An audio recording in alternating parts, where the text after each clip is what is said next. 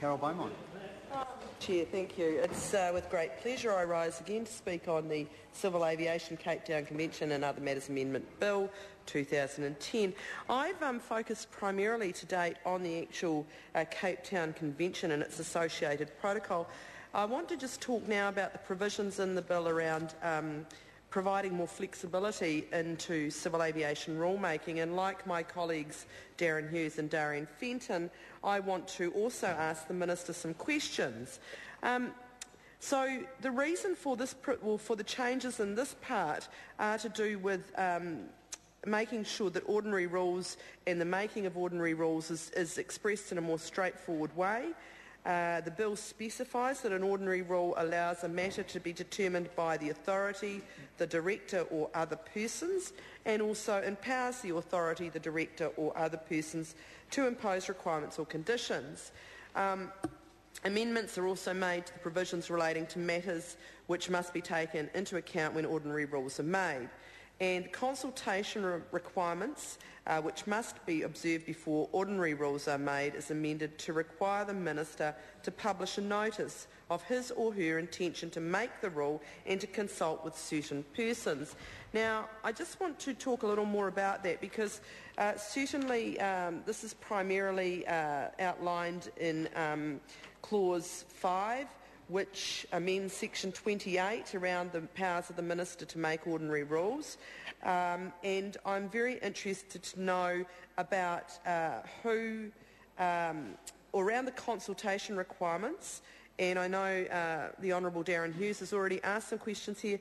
My issue is more around what the Minister's view on consultation really means and how robust, I suppose, he believes a consultation process needs to be in the civil aviation area.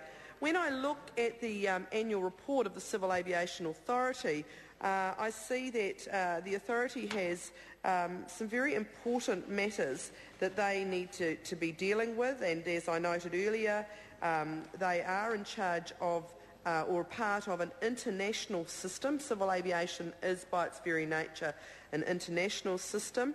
The role of the Civil Aviation Authority is to provide policy advice and civil aviation rules development, to certify and licence aviation participants, monitoring of compliance to civil aviation safety and security standards by participants, education and promotion of aviation rules, advisory circulars and other safety and security related information, investigation of aviation incidents and analysis of safety trends, enforcement of civil aviation legislation and rules, publication of aeronautical information and oversight administration of the Health and Safety and Employment Act and the Hazardous Substances and New Organisms Act 1996 in the aviation sector. So that's a fairly significant range of responsibilities that the Civil Aviation Authority has. They're quite critical. Safety of people who are flying, safety of people who work in civil aviation, making sure that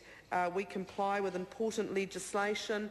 And I'm interested in how the new provisions in this bill, the Civil Aviation Cape Town Convention and Other Matters Amendment Bill, how the consultation requirements that are outlined in Clause 5 will work, and what sort of, how robust the consultation processes that the Minister is envisaging in relation to the development of rules in civil aviation, because we all know that consultation can mean different things to different people, and certainly, unfortunately, I've had the experience in my working life where consultation has meant that an employer, for example, might tell a group of workers something and put it in a notice, and that's seen as consultation. I'm hoping that consultation in this regard will be more robust, and I look forward to hearing the Minister's response to that question. Thank you.